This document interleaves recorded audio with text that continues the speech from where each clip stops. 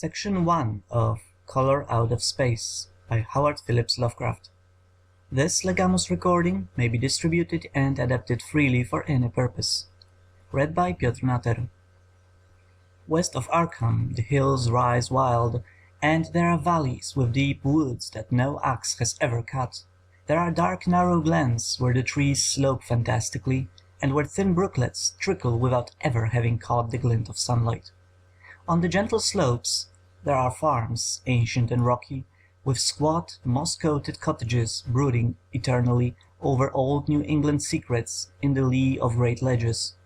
But these are all vacant now, the wide chimneys crumbling, and the shingled sides bulging perilously beneath low gambrel roofs.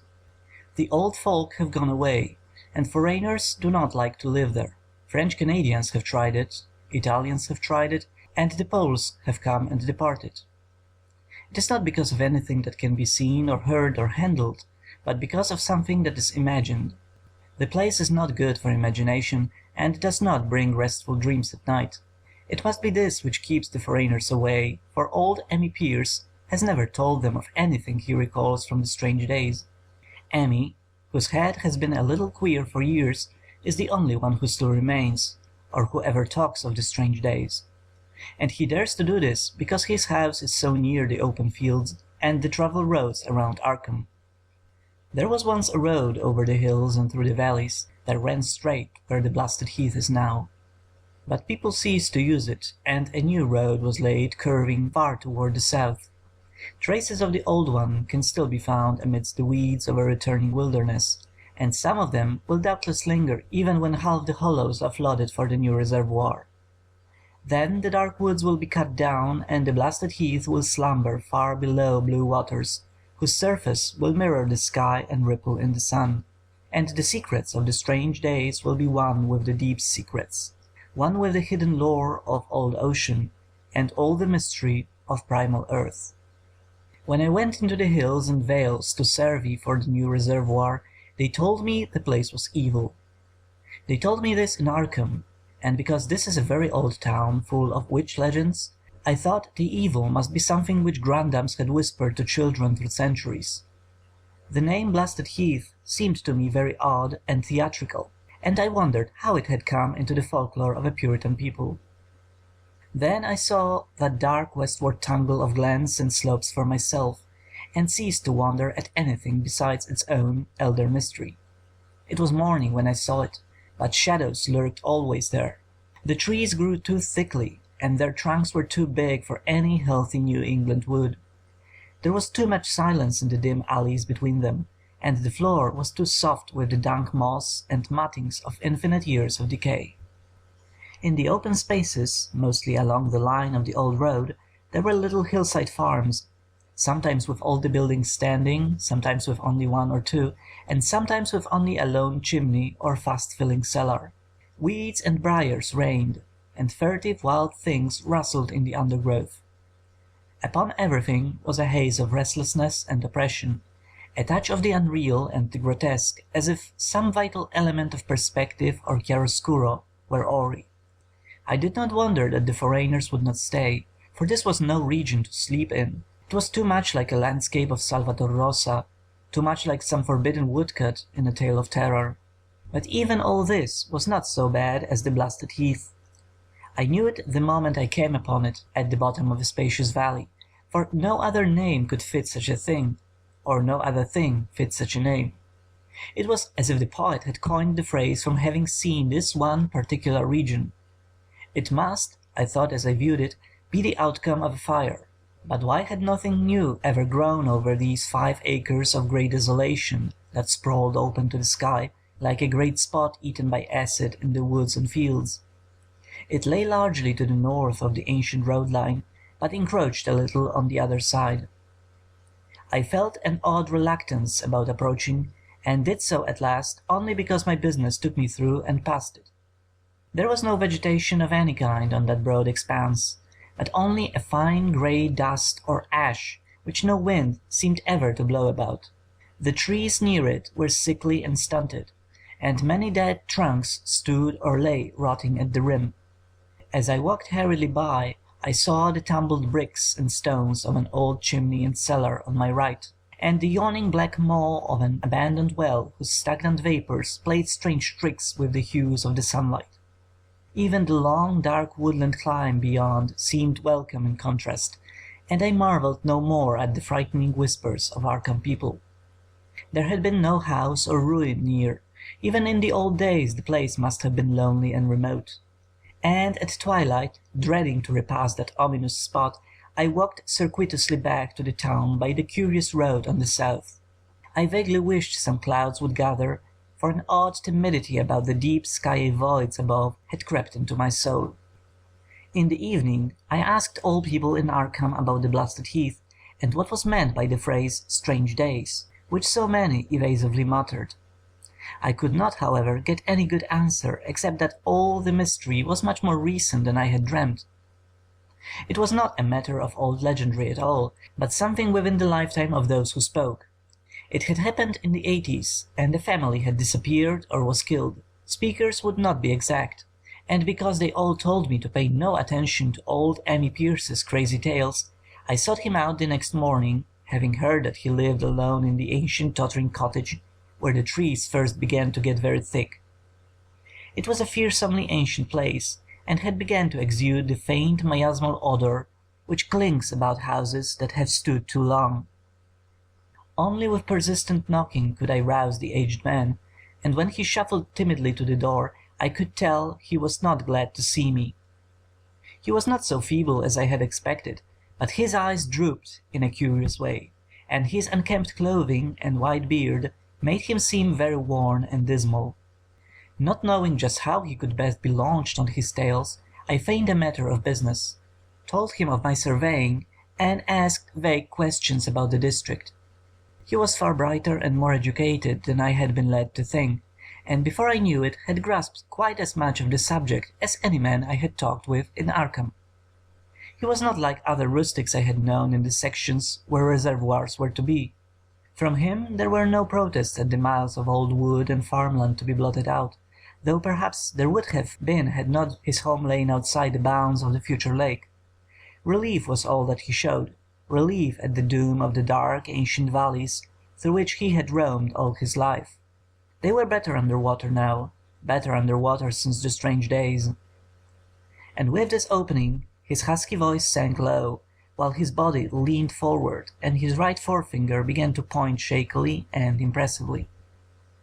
It was then that I heard the story, and as the rambling voice scraped and whispered on, I shivered again and again, spite the summer day. Often I had to recall the speaker from ramblings, piece out scientific points which he knew only by a fading parrot memory of Professor Stock, or bridge over gaps where his sense of logic and continuity broke down. When he was done I did not wonder that his mind had snapped a little, or that the folk of Arkham would not speak much of the blasted heath. I hurried back before sunset to my hotel, unwilling to have the stars come out above me in the open, and the next day returned to Boston to give up my position.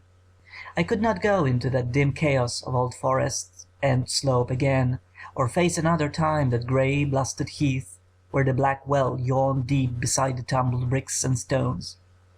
The reservoir will soon be built now, and all those elder secrets will be safe forever under watery fathoms.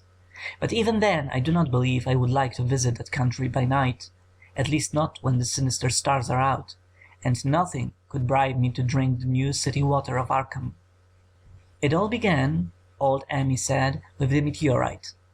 Before that time there had been no wild legends at all since the witch trials, and even then these western woods were not feared half so much as the small island in the Miskatonic where the devil held court beside the curious lone altar older than the Indians.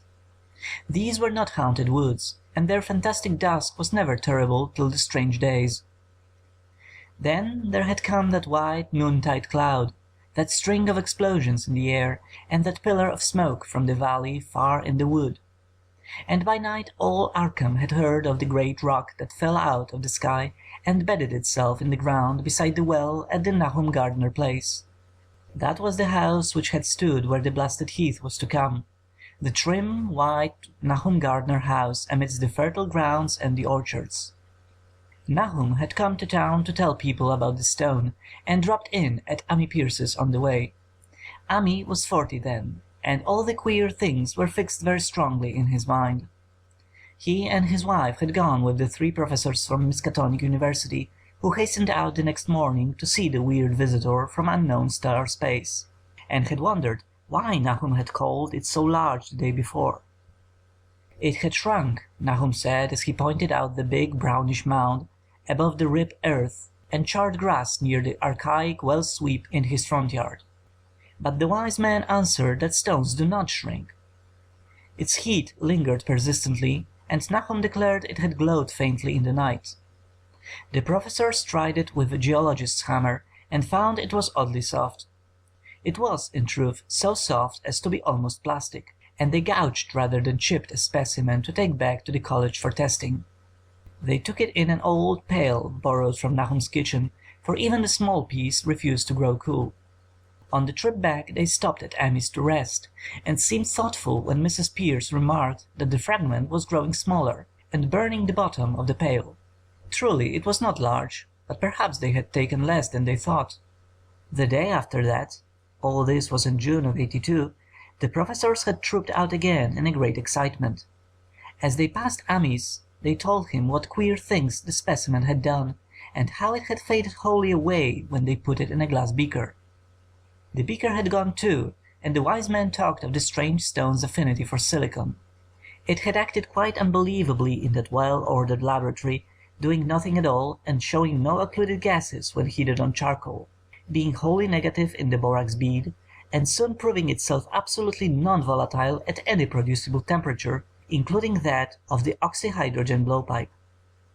On an anvil it appeared highly malleable, and in the dark its luminosity was very marked.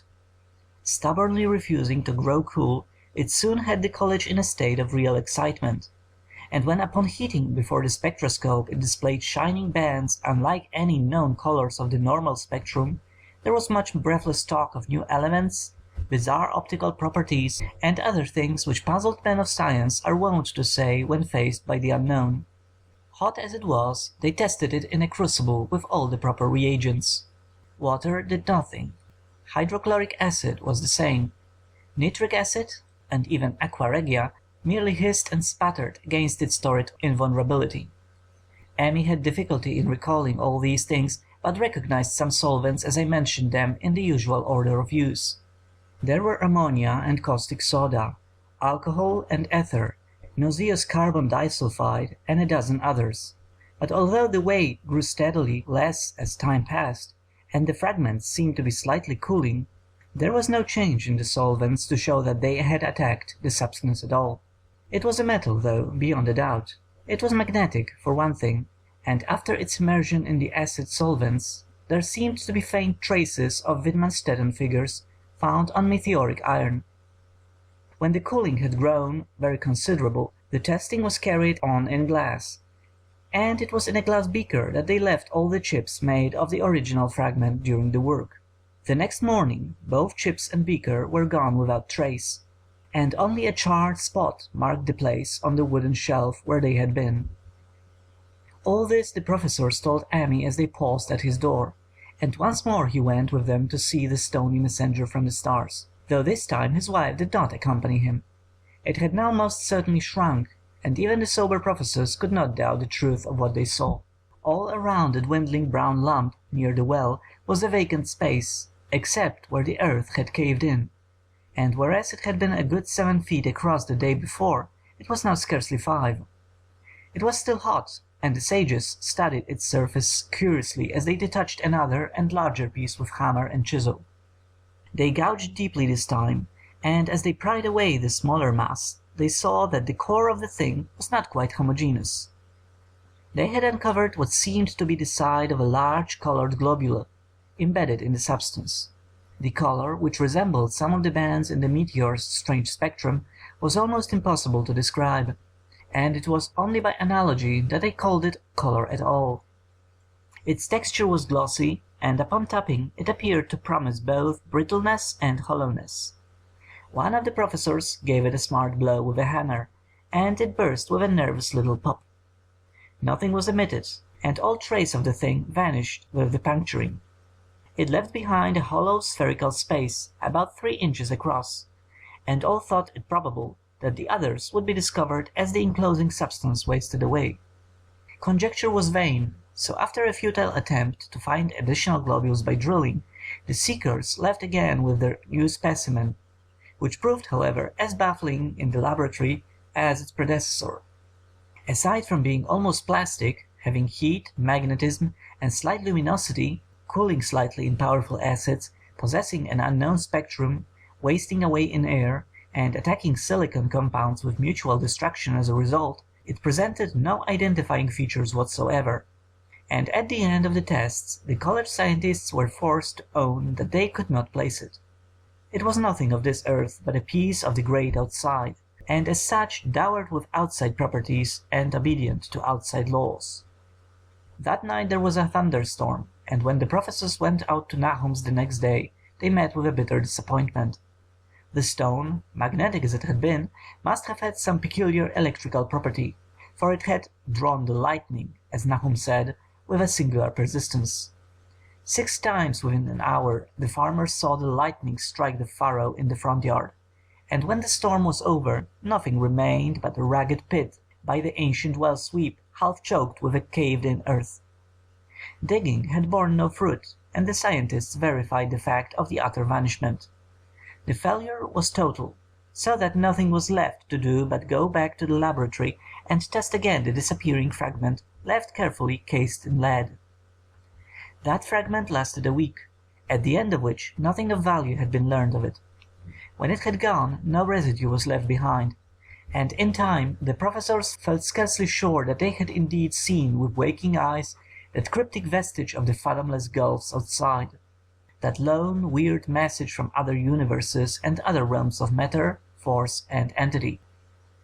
As was natural, the Arkham papers made much of the incident with its collegiate sponsoring, and sent reporters to talk with Nahum Gardner and his family.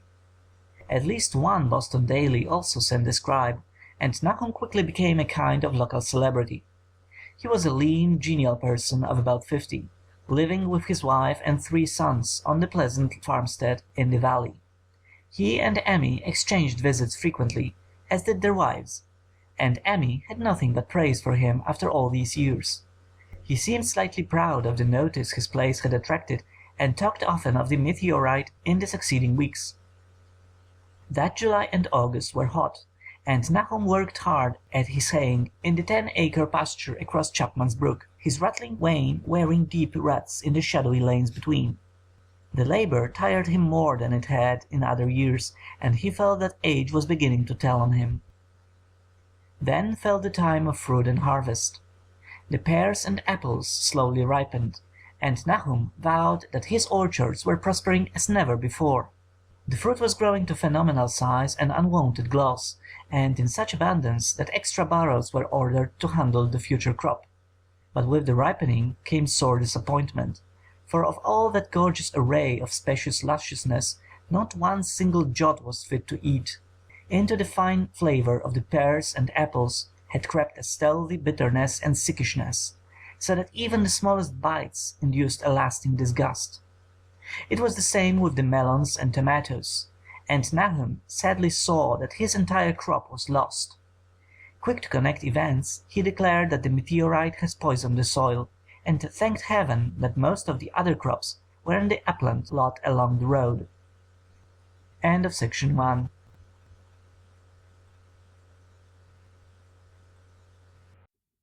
Section 2 of Color Out of Space by Phillips Lovecraft. This legamus recording may be distributed and adapted freely for any purpose. Read by Piotr Natter. Winter came early and was very cold. Ami saw Nahum less often than usual, and observed that he had begun to look worried. The rest of his family, too, seemed to have grown taciturn, and were far from steady in their church-going or their attendance at the various social events of the countryside. For this reserve or melancholy no cause could be found, though all the household confessed now and then to poorer health and a feeling of vague disquiet. Nahum himself gave the most definite statement of anyone when he said that he was disturbed about certain footprints in the snow. They were the usual winter prints of red squirrels, white rabbits, and foxes, but the brooding farmer professed to see something not quite right about their nature and arrangement. He was never specific, but appeared to think that they were not as characteristic of the anatomy and habits of squirrels and rabbits and foxes as they ought to be. Ami listened without interest to this talk until one night when he drove past Nahum's house in his sleigh on the way back from ๊lʌvkræft. There had been a moon, and a rabbit had run across the road, and the leaps of that rabbit were longer than either Ami or his horse liked.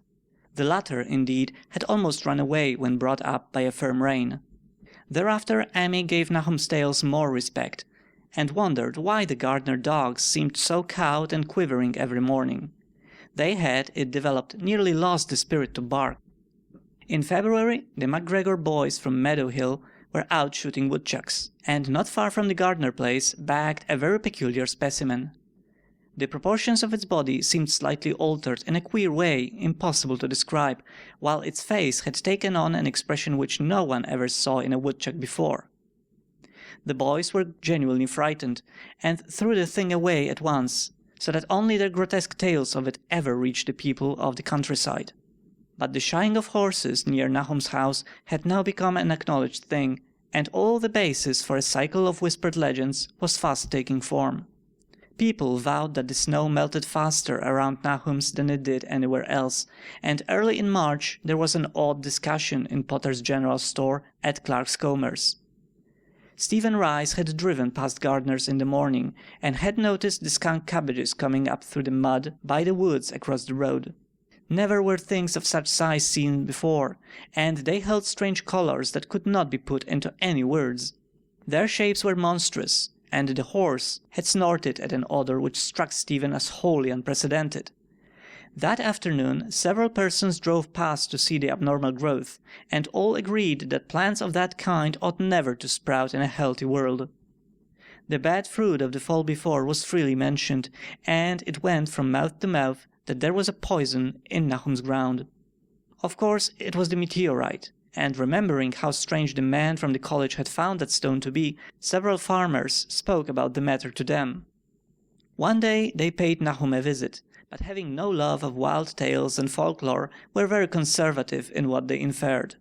The plants were certainly odd, but all skunk cabbages are more or less odd in hue and shape. Perhaps some mineral element from the stone had entered the soil, but it would soon be washed away. As for the footprints and frightened horses, of course this was mere country talk which such a phenomenon as the aerolite would be certain to start. There was really nothing for serious men to do in cases of wild gossip, for superstitious rustics will say and believe anything. And so all through the strange days the professors stayed away in contempt. Only one of them, when given 2 vials of dust for analysis in a police job over a year and a half later, recalled that the queer colour of that skunk cabbage had been very like one of the anomalous bands of light shown by the meteor fragments in the college spectroscope, and like the brittle globule found embedded in the stone from the abyss. The samples in this analysis case gave the same odd bands at first, though later they lost the property. The trees budded prematurely around Nahum's, and at night they swayed ominously in the wind. Nahum's second son, Thaddeus, a lad of 15, swore that they swayed also when there was no wind, but even the gossips would not credit this. Certainly, however, restlessness was in the air. The entire Gardner family developed the habit of stealthy listening, although not for any sound which they could consciously name. The listening was, indeed, rather a product of moments when consciousness seemed half to slip away.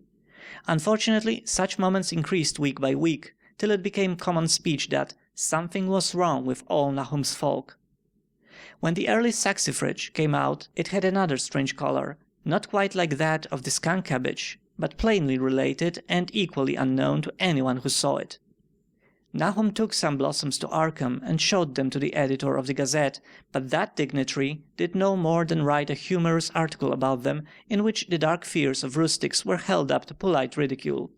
It was a mistake of Nahum's to tell a stolid city man about the way the great, overgrown morning cloak's butterflies behaved in connection with these saxifrages. April brought a kind of madness to the country folk, and began the disuse of the road past Nahum's which led to its ultimate abandonment. It was the vegetation. All the orchard trees blossomed forth in strange colors, and through the stony soil of the yard and adjacent pasturage there sprang up a bizarre growth which only a botanist could connect with the proper flora of the region. No sane, wholesome colors were anywhere to be seen except in the green grass and leafage, but everywhere were those hectic and prismatic variants of some diseased, underlying primary tone without a place among the known tints of earth.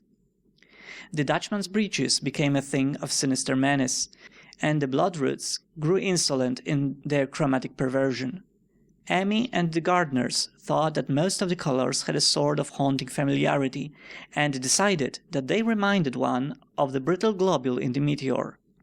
Nahum ploughed and sowed the 10-acre pasture and the upland lot, but did nothing with the land around the house. He knew it would be of no use, and hoped that the summer's strange growths would draw all the poison from the soil. He was prepared for almost anything now, and had grown used to the sense of something near him waiting to be heard. The shunning of his house by neighbours told on him, of course, but it told on his wife more. The boys were better off, being at school each day, but they could not help being frightened by the gossip. Thaddeus, an especially sensitive youth, suffered the most. In May the insects came, and Nahum's place became a nightmare of buzzing and crawling. Most of the creatures seemed not quite usual in their aspects and motions, and their nocturnal habits contradicted all former experience. The gardeners took to watching at night, watching in all directions at random for something, they could not tell what. It was then that they owned that Thaddeus had been right about the trees. Mrs. Gardner was the next to see it from the window as she watched the swollen boughs of a maple against the moonlit sky. The boughs surely moved, and there was no wind. It must be the sap. Strangeness had come into everything growing now. Yet it was none of Nahum's family at all who made the next discovery. Familiarity had dulled them, and what they could not see was glimpsed by a timid windmill salesman from Bolton, who drove by one night in ignorance of the country legends. What he told in Arkham was given a short paragraph in the Gazette, and it was there that all the farmers, Nahum included, saw it first. The night had been dark and the buggy lamps faint, but around the farm in the valley, which everyone knew from the account must be Nahum's, the darkness had been less thick. A dim though distinct luminosity seemed to inhere in all the vegetation, grass, leaves and blossoms alike, while at one moment a detached piece of phosphorescence appeared to stir furtively in the yard near the barn. The grass had so far seemed untouched, and the cows were freely pastured in the lot near the house. But toward the end of May the milk began to be bad. Then Nahum had the cows driven to the uplands, after which this trouble ceased. Not long after this, the change in the grass and leaves became apparent to the eye. All the verdure was going grey, and was developing a highly singular quality of brittleness. Ami was now the only person who ever visited the place, and his visits were becoming fewer and fewer. When school closed, the gardeners were virtually cut off from the world, and sometimes let Ami do their errands in town.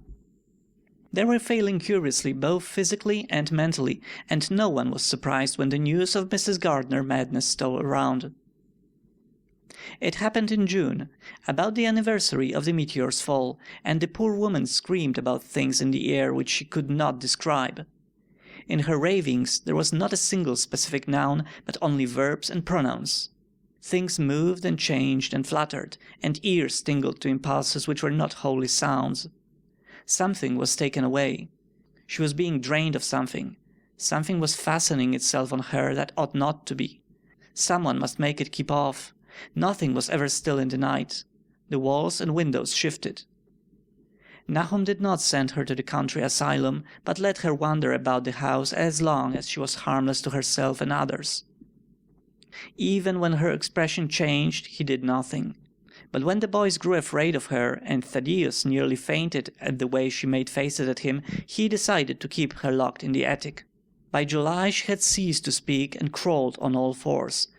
And before that month was over, Nahum got the mad notion that she was slightly luminous in the dark, as he now clearly saw was the case with the nearby vegetation. It was a little before this that the horses had stampeded. Something had aroused them in the night, and their neighing and kicking in their stalls had been terrible. There seemed virtually nothing to do to calm them, and when Nahum opened the stable door they all bolted out like frightened woodland deer.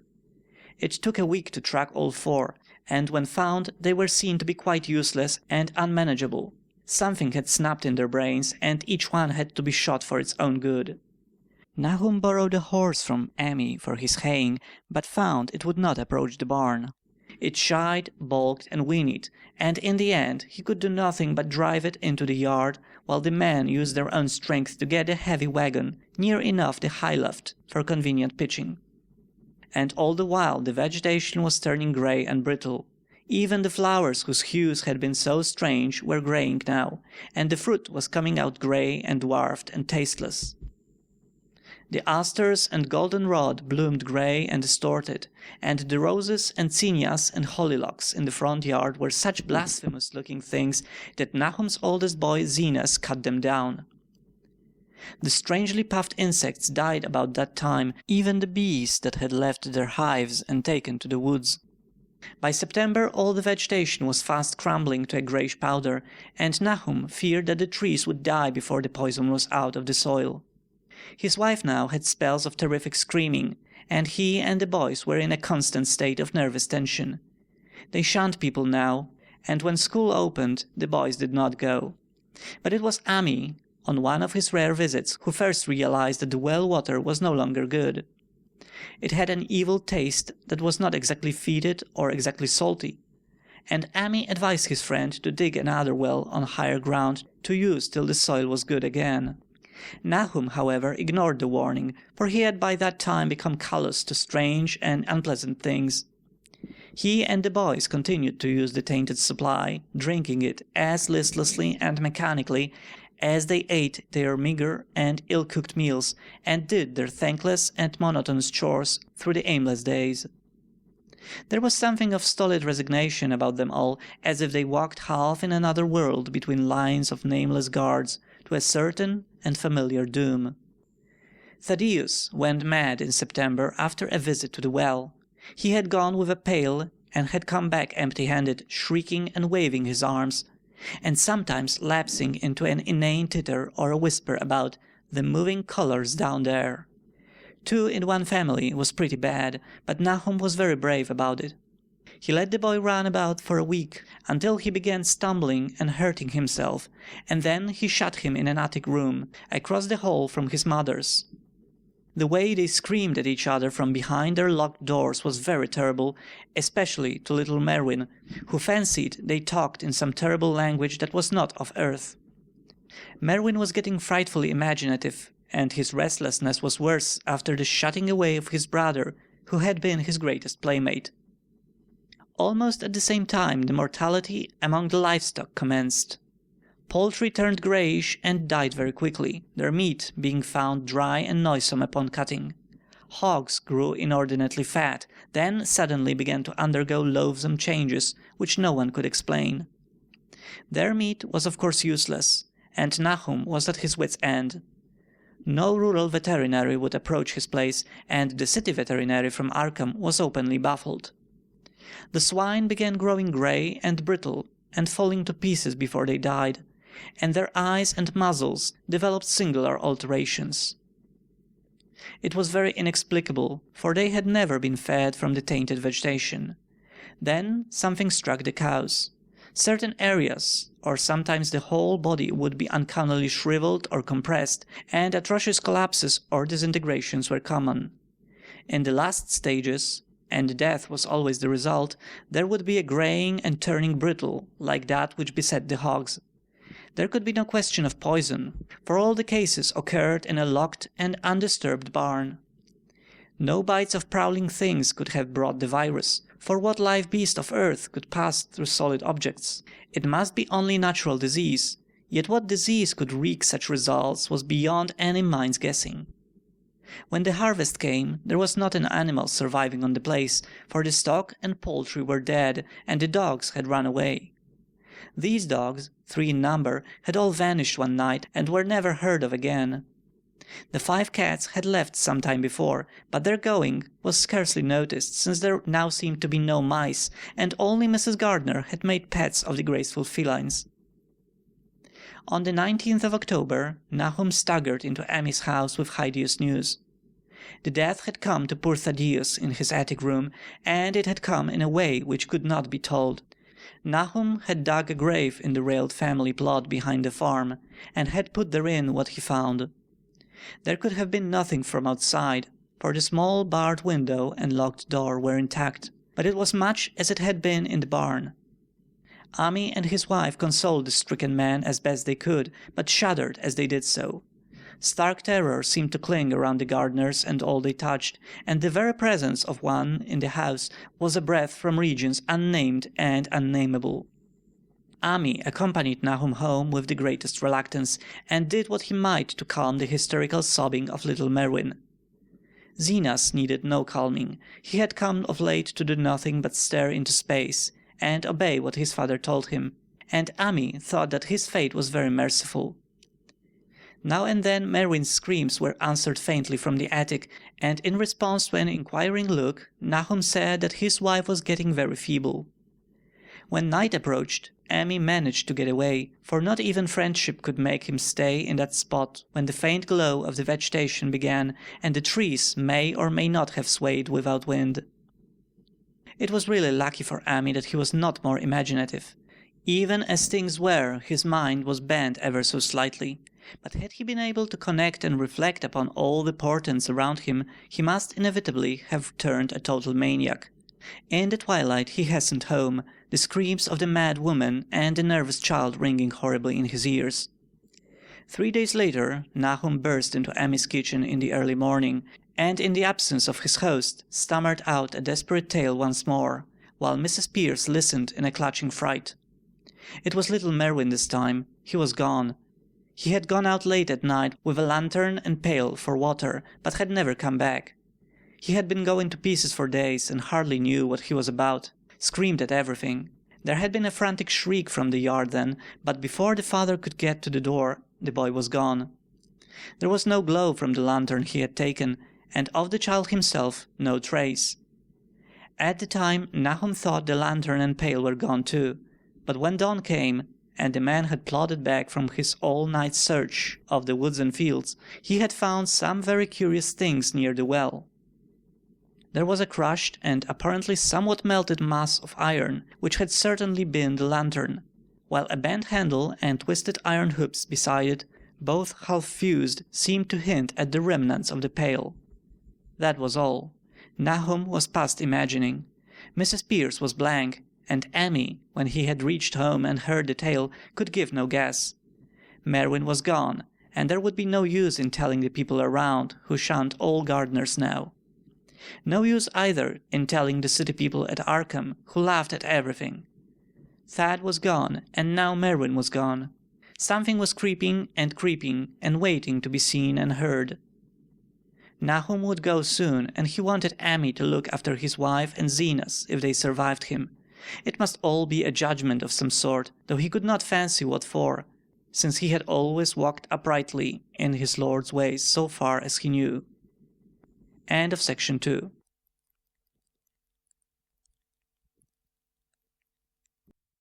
Section 3 of Color Out of Space by Phillips Lovecraft. This legamus recording may be distributed and adapted freely for any purpose. Read by Piotr Natter. For over 2 weeks Amy saw nothing of Nahum, and then, worried about what might have happened, he overcame his fears and paid the Gardner place a visit. There was no smoke from the great chimney, and for a moment the visitor was apprehensive of the worst. The aspect of the whole farm was shocking.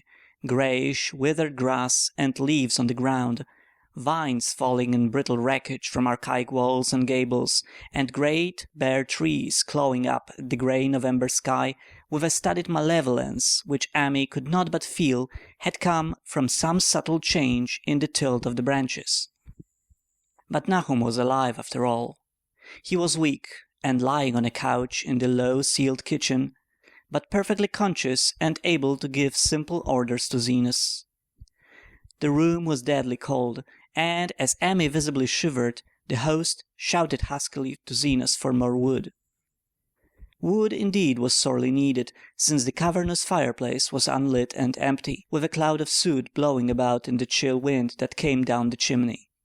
Presently Nahum asked him if the extra wood had made him any more comfortable, and then Amy saw what had happened. The stoutest cord had broken at last, and the hapless farmer's mind was proof against more sorrow. Questioning tactfully, Amy could get no clear data at all about the missing Zenos. "In the well. He lives in the well," was all that the clouded father would say. Then there flashed across the visitor's mind a sudden thought of the mad wife, and he changed his line of inquiry. "Nabby, why, here she is," was the surprised response of poor Nahum, and Amy soon saw that he must search for himself. Leaving the harmless babbler on the couch, he took the keys from their nail beside the door and climbed the creaking stairs to the attic. It was very close and noisome up there, and no sound could be heard from any direction. Of the 4 doors in sight, only one was locked, and on this he tried various keys of the ring he had taken. The 3rd key proved the right one, and after some fumbling, Amy threw open the low, wide door. It was quite dark inside, for the window was small and half obscured by the crude wooden bars, and Amy could see nothing at all on the wide planked floor. The stench was beyond enduring, and before proceeding further he had to retreat to another room and return with his lungs filled with breathable air. When he did enter, he saw something dark in the corner, and upon seeing it more clearly, he screamed outright. While he screamed, he thought a momentary cloud eclipsed the window, and a second later he felt himself brushed as if by some hateful current of vapor. Strange colors danced before his eyes, and had not a present horror numbed him, he would have thought of the globule in the meteor that a geologist's hammer had shattered, and of the morbid vegetation that had sprouted in the spring. As it was, he thought only of the blasphemous monstrosity which confronted him, and which all too clearly had shared the nameless fate of young Thaddeus and the livestock. But the terrible thing about the horror was that it very slowly and perceptibly moved as it continued to crumble. Amy would give me no added particulars of this scene, but the shape in the corner does not reappear in his tale as a moving object. There are things which cannot be mentioned, and what is done in common humanity is sometimes cruelly judged by the law.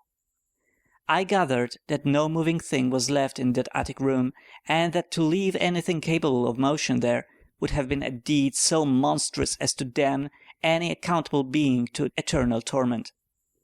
Anyone but a stolid farmer would have fainted or gone mad, but Amy walked conscious through that low doorway and locked the accursed secret behind him. There would be Nahum to deal with now. He must be fed and tended, and removed to some place where he could be cared for. Commencing his descent of the dark stairs, Amy heard a thud below him. He even thought a scream had been suddenly choked off, and recalled nervously the clammy vapor which had brushed by him in that frightful room above. What presence had this cry and entry started up? Halted by some vague fear, he heard still further sound below. Indubitably there was a sort of heavy dragging, and a most detestably sticking noise as of some fiendish and unclean species of suction. With an associative sense goaded to feverish heights, he thought unaccountably of what he had seen upstairs. Good God! What eldritch dream world was this into which he had blundered? He dared move neither backward nor forward, but stood there trembling at the black curve of the boxed-in staircase. Every trifle of the scene burned itself into his brain. The sound, the sense of dread expectancy, the darkness, the steepness of the narrow step, and, merciful heaven, the faint but unmistakable luminosity of all the woodwork inside, steps, sides, exposed laths, and beams alike. Then there burst forth a frantic whinny from Amy's horse outside, followed at once by a clatter which told of a frenzied runaway. In another moment horse and buggy had gone beyond earshot, leaving the frightened men on the dark stairs to guess what had sent them. But that was not all. There had been another sound out there, a sort of liquid splash, water. It must have been the well. He had left Hero untied near it, and a buggy wheel must have brushed the coping and knocked in a stone. And still the pale phosphorescence glowed in that detestably ancient woodwork. God, how old the house was! Most of it built before 1670, and the gambrel roof no later than 1730. A feeble scratching on the floor downstairs now sounded distinctly, and Emmy's grip tightened on a heavy stick he had picked up in the attic for some purpose. Slowly nerving himself, he finished his descent and walked boldly toward the kitchen. But he did not complete the walk, because what he sought was no longer there. It had come to meet him, and it was still alive after a fashion. Whether it had crawled or whether it had been dragged by an external force, Emmy could not say, but the death had been at it. Everything had happened in the last half hour, but collapse, graying, and disintegration were already far advanced. There was a horrible brittleness, and dry fragments were scaling off. Emmy could not touch it, but looked horrifiedly into the distorted parody that had been a face. "What was it, Nahum? What was it?" he whispered, and the cleft, bulging lips were just able to crackle out a final answer. "Nothing. The color. It burns. Cold and wet, but it burns. It lived in the well. I seen it. A kind of smoke. Just like the flowers last spring. The well shone at night.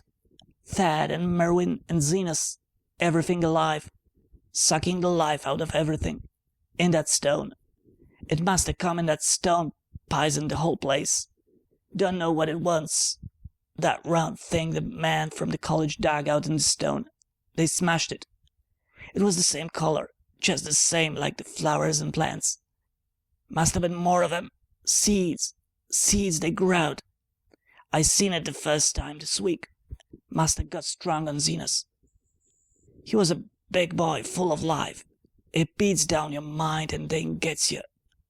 Burns you up in that well water. He was right about that. Evil water. Zenas never came back from the well. Can't get away. Draws you. You know, someone's a-comin', but 'tain't no use. I seen it time and again since Zenas was took. Where's Nabby, Emmy? My head's no good. Don't know how long since I fed her. It'll get her if we ain't careful. Just the color. Her face is getting to have that color sometimes towards night. And it burns and sucks. It come from some place where things ain't as they's here. One of them professors said so. He was right. Look out, Emmy. It'll do something more. Sucks the light out." But that was all.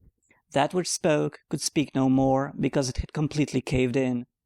Emmy laid a red checkered tablecloth over what was left, and reeled out of the back door into the fields.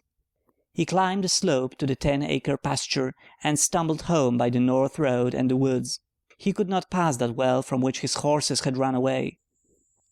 He had looked at it through the window, and had seen that no stone was missing from the rim. Then the lurching buggy had not dislodged anything at all. The splash had been something else. Something which went into the well after it had done with poor Nahum. When Emmy reached his house, the horses and buggy had arrived before him and thrown his wife into fits of anxiety. Reassuring her without explanations, he set out at once for Arkham and notified the authorities that the Gardner family was no more. He indulged in no details, but merely told of the deaths of Nahum and Nabby, that of Thaddeus being already known, and mentioned that the cause seemed to be the same strange ailment which had killed the livestock. He also stated that Merwin and Zenas had disappeared. There was considerable questioning at the police station, and in the end Emmy was compelled to take 3 officers to the Gardner farm, together with the coroner, the medical examiner, and the veterinary who had treated the diseased animals. He went much against his will, for the afternoon was advancing and he feared the fall of night over that accursed place, but it was some comfort to have so many people with him.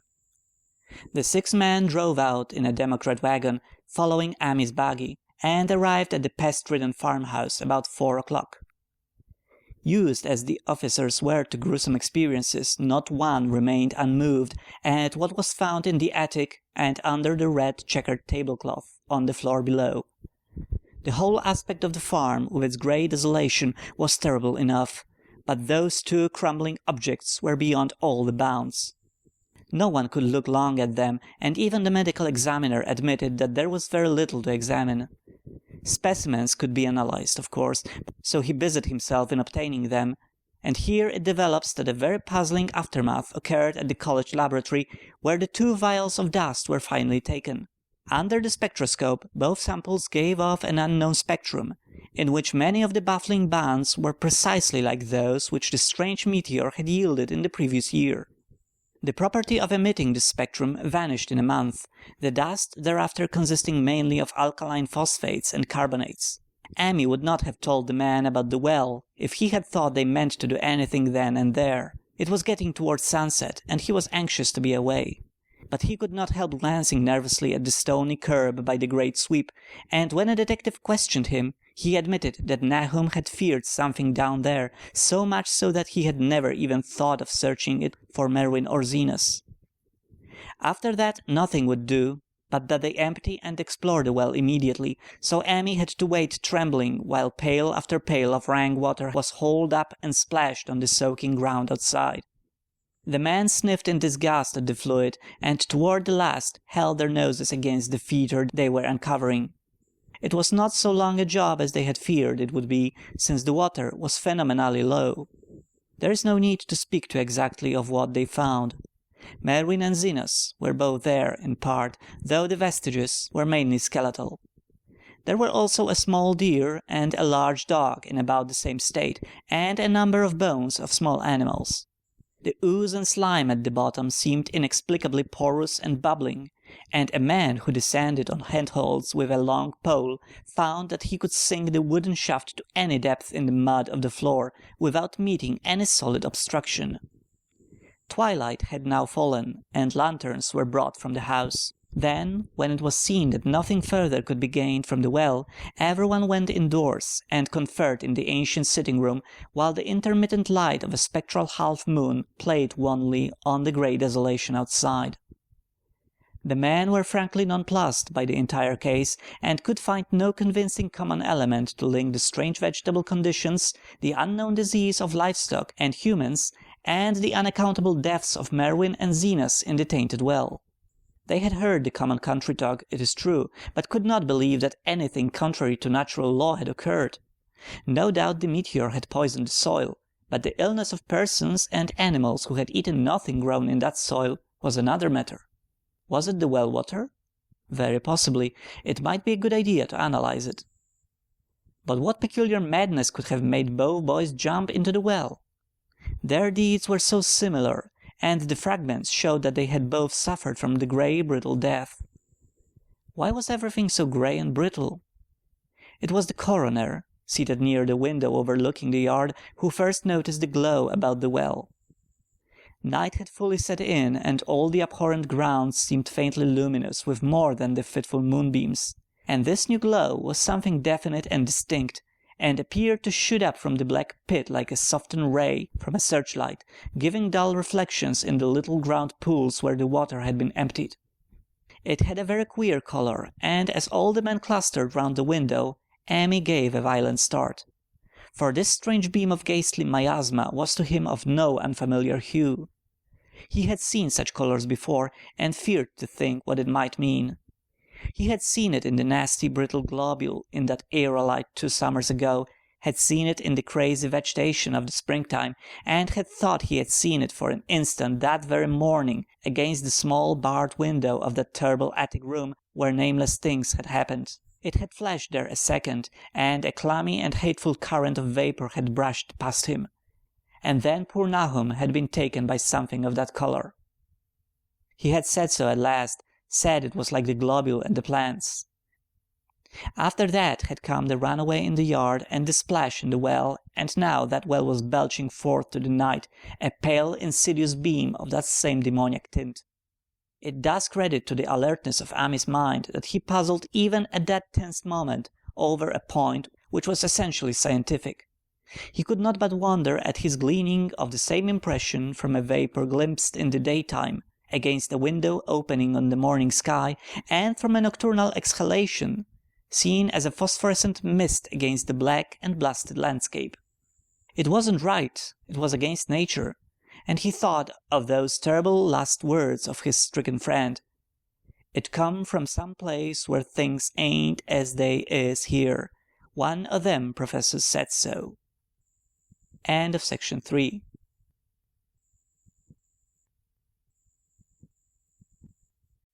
Section 4 of Color Out of Space by Phillips Lovecraft. This legamus recording may be distributed and adapted freely for any purpose. Read by Piotr Natter.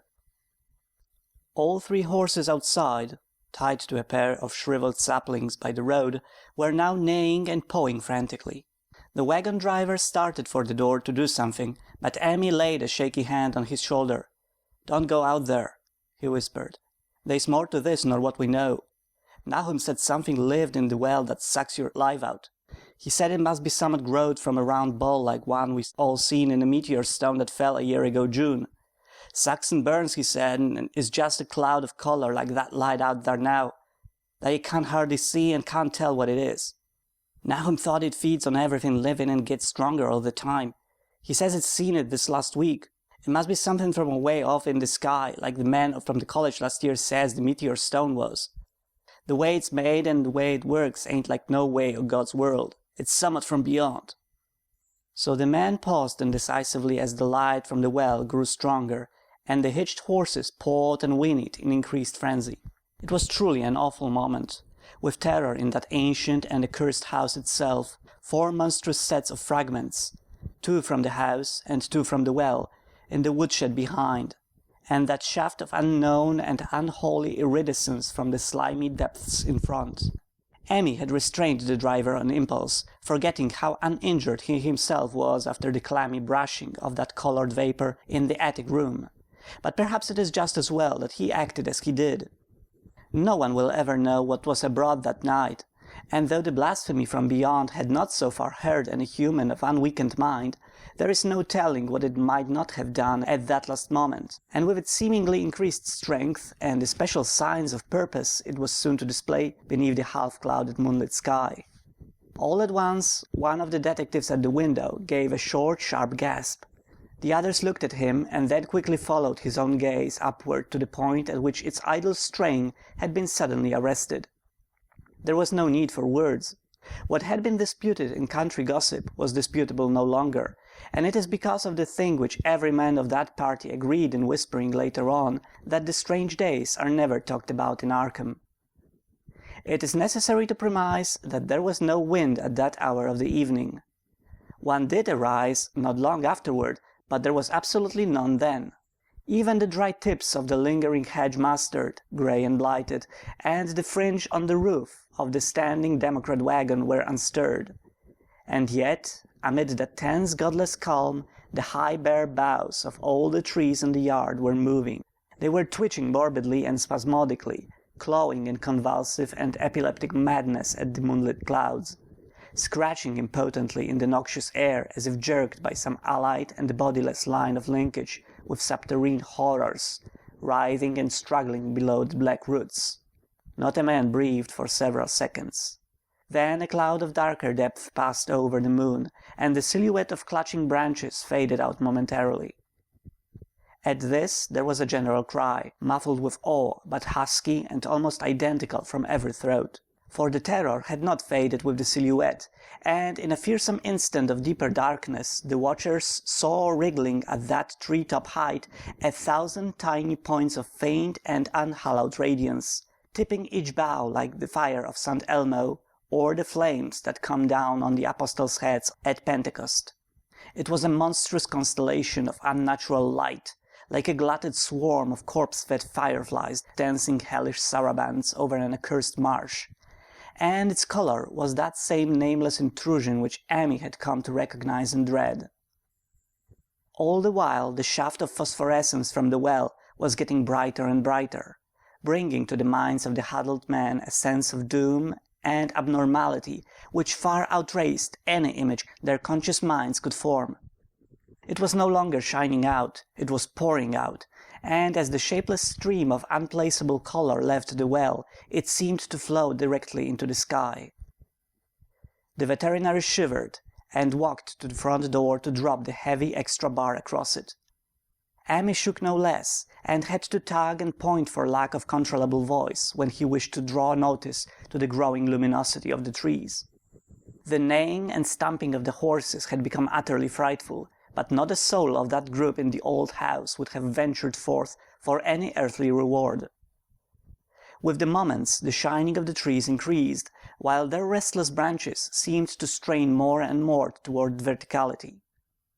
The wood of the well sweep was shining now, and presently a policeman dumbly pointed to some wooden sheds and beehives near the stone wall on the west. They were commencing to shine too, though the tethered vehicles of the visitors seemed so far unaffected. Then there was a wild commotion and clopping in the road, and as Emmy quenched the lamp for better seeing, they realized that the span of frantic greys had broken their sapling and run off with the Democrat wagon. The shock served to loosen several tongues, and embarrassed whispers were exchanged. "It spreads on everything organic that's been around here," muttered the medical examiner. No one replied, but the man who had been in the well gave a hint that his long pole must have stirred up something intangible. "It was awful," he added. "There was no bottom at all, just ooze and bubbles and the feeling of something lurking under there." Emmy's horse still pawed and screamed deafeningly in the road outside, and nearly drowned its owner's faint quaver as he mumbled his formless reflections. "It come from that stone. It growed down there. It got everything living. It fed itself on them, mind and body. Thad and Merwin, Zenas and Nabby. Nahum was the last. They all drank the water. It got strong on them. It come from beyond, where things ain't like they be here. Now it's going home." At this point, as the column of unknown color flared suddenly stronger and began to weave itself into fantastic suggestions of shape which each spectator described differently, there came from poor tethered hero such a sound as no man before or since ever heard from a horse. Every person in that low-pitched sitting-room stopped his ears, and Emmy turned away from the window in horror and nausea. Words could not convey it. When Emmy looked out again, the hapless beast lay huddled inert on the moonlit ground between the splintered shafts of the buggy. That was the last of Hero, till they buried him next day. But the present was no time to mourn, for almost at this instant a detective silently called attention to something terrible in the very room with them. In the absence of the lamplight, it was clear that a faint phosphorescence had begun to pervade the entire apartment. It glowed on the broad planked floor and the fragment of rag carpet, and shimmered over the sashes of the small paned windows. It ran up and down the exposed corner posts, coruscated about the shelf and mantel, and infected the very doors and furniture. Each minute saw it strengthen, and at last it was very plain that healthy living thing must leave that house. Emmy showed them the back door and the path up through the fields to the 10-acre pasture. They walked and stumbled as in a dream, and did not dare look back till they were far away on the high ground. They were glad of the path, for they could not have gone the front way by that well. It was bad enough passing the glowing barn and sheds, and those shining orchard trees with their gnarled, fiendish contours, but thank heaven the branches did their worst twisting high up. The moon went under some very black clouds as they crossed the rustic bridge over Chapman's Brook, and it was blind groping from there to the open meadows. When they looked back toward the valley and the distant Gardner place at the bottom, they saw a fearsome sight. At the farm was shining with the hideous unknown blend of color, trees, buildings, and even such grass and herbage as had not been wholly changed to lethal grey brittleness. The boughs were all straining skyward, tipped with tongues of foul flame, and lambent tricklings of the same monstrous fire were creeping about the ridgepoles of the house, barn, and sheds. It was a scene from a vision of Fuseli, and over all the rest reigned that riot of luminous amorphousness, that alien and undimensioned rainbow of cryptic poison from the well, seething, feeling, lapping, reaching, scintillating, straining, and malignly bubbling in its cosmic and unrecognizable chromaticism. Then, without warning, the hideous thing shot vertically up toward the sky like a rocket or meteor, leaving behind no trail and disappearing through a round and curiously regular hole in the clouds, before any man could gasp or cry out. No watcher can ever forget that sight, and Emmy stared blankly at the stars of Cygnus, Deneb, twinkling above the others, where the unknown color had melted into the Milky Way. But his gaze was the next moment called swiftly to earth by the crackling in the valley. It was just that. Only a wooden ripping and crackling, and not an explosion as so many others of the party vowed. Yet the outcome was the same, for in one feverish kaleidoscopic instant there burst up from that doomed and accursed farm a gleamingly eruptive cataclysm of unnatural sparks and substance, blurring the glance of the few who saw it, and sending forth to the zenith a bombarding cloudburst of such colored and fantastic fragments as our universe must needs disown. Through quickly reclosing vapors they followed the great morbidity that had vanished, and in another second they had vanished too. Behind and below was only a darkness to which the man dared not return, and all about was a mounting wind which seemed to sweep down in black, frore gusts from interstellar space. It shrieked and howled, and lashed the fields and distorted woods in a mad cosmic frenzy, till soon the trembling party realized it would be no use waiting for the moon to show what was left down there at Nahum's. Too awed even to hint theories, the 7 shaking men trudged back toward Arkham by the north road. Emmy was worse than his fellows, and begged them to see him inside his own kitchen instead of keeping straight on to town. He did not wish to cross the blighted, wind-whipped woods alone to his home on the main road, for he had had an added shock that the others were spared, and was crushed forever with a brooding fear he dared not even mention for many years to come. As the rest of the watchers on that tempestuous hill had stolidly set their faces toward the road, Emmy had looked back an instant at the shadowed valley of desolation so lately sheltering his ill-starred friend, and from that stricken, far-away spot he had seen something feebly rise, only to sink down again upon the place from which the great shapeless horror had shot into the sky. It was just a color, but not any color of our earth or heavens. And because Emmy recognized that color, and knew that this last faint remnant must still lurk down there in the well, he has never been quite right since. Emmy would never go near the place again. It was 44 years now since the horror happened, but he has never been there, and will be glad when the new reservoir blots it out. I shall be glad too, for I do not like the way the sunlight changes color around the mouth of that abandoned well I passed. I hope the water will always be very deep, but even so I shall never drink it. I do not think I shall visit the Arkham country hereafter. 3 of the men who had been with Emmy returned the next morning to see the ruins by daylight, but there were not any real ruins. Only the bricks of the chimney, the stones of the cellar, some mineral and metallic litter here and there, and the rim of that nefandous well. Save for Emmy's dead horse, which they towed away and buried, and the buggy which they shortly returned to him, everything that had ever been living had gone. 5 eldritch acres of dusty grey desert remain, nor has anything ever grown there since. To this day it sprawls open to the sky like a great spot eaten by acid in the woods and fields, and the few who have ever dared glimpse it, in spite of the rural tales, have named it the blasted heath.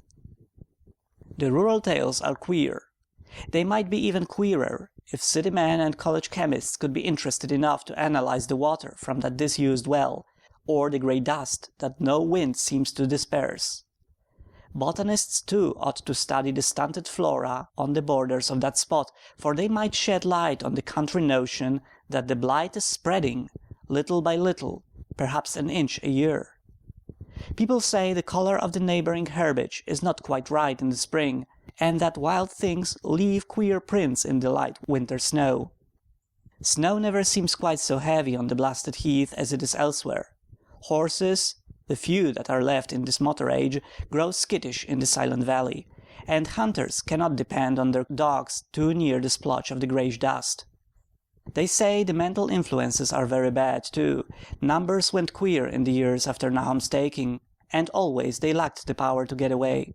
Then the stronger-minded folk all left the region, and only the foreigners tried to live in the crumbling old homesteads. They could not stay, though, and one sometimes wonders what insight beyond ours their wild, weird stories of whispered magic have given them.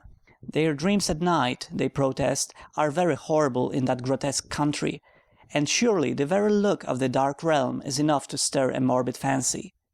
No traveller has ever escaped a sense of strangeness in those deep ravines, and artists shiver as they paint thick woods whose mystery is as much of the spirits as of the eye. I myself am curious about the sensation I derived from my one lone walk before Amy told me his tale.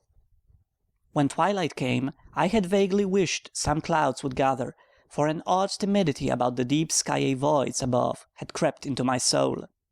Do not ask me for my opinion. I do not know, that is all. There was no one but Amy to question, for Arkham people will not talk about the strange days, and all 3 professors who saw the aerolite and its coloured globule are dead. There were other globules, depend on that. One must have fed itself and escaped, and probably there was another which was too late. No doubt it is still down the well. I know there was something wrong with the sunlight I saw above the miasmal brink. The rustics say the blight creeps an inch a year, so perhaps there is a kind of growth or nourishment even there. But whatever demon hatchling is there, it must be tethered to something, or else it would quickly spread. Is it fastened to the roots of those trees that claw the air? One of the current Arkham tales is about fat oaks that shine and move as they ought not to do at night. What is it? Only God knows. In terms of matter, I suppose, the thing Amy described would be called a gas, but this gas obeyed the laws that are not of our cosmos. This was no fruit of such worlds and suns as shine on the telescope and photographic plates of our observatories. This was no breath from the skies whose motions and dimensions our astronomers measure, or deem too vast to measure. It was just a colour out of space, a frightful messenger from unformed realms of infinity beyond all nature as we know it, from realms whose mere existence stuns the brain and numbs us with the black extra-cosmic gulfs it throws open before our frenzied eyes. I doubt very much if Amy consciously lied to me, and I do not think his tale was all a freak of madness as the townsfolk had forewarned. Something terrible came to the hills and valleys on that meteor, and something terrible, though I know not in what proportion, still remains. I shall be glad to see the water come. Meanwhile, I hope nothing will happen to Amy. He saw so much of the thing, and its influence was so insidious. Why has he never been able to move away? How clearly he recalled those dying words of Nahum's, "Can't get away, draws ye. You know summat's comin', but it ain't no use." Amy is such a good old man. When the reservoir gang gets to work, I must write the chief engineer to keep a sharp watch on him. I would hate to think of him as the grey, twisted, brittle monstrosity which persists more and more in troubling my sleep. End of section 4. End of Color Out of Space.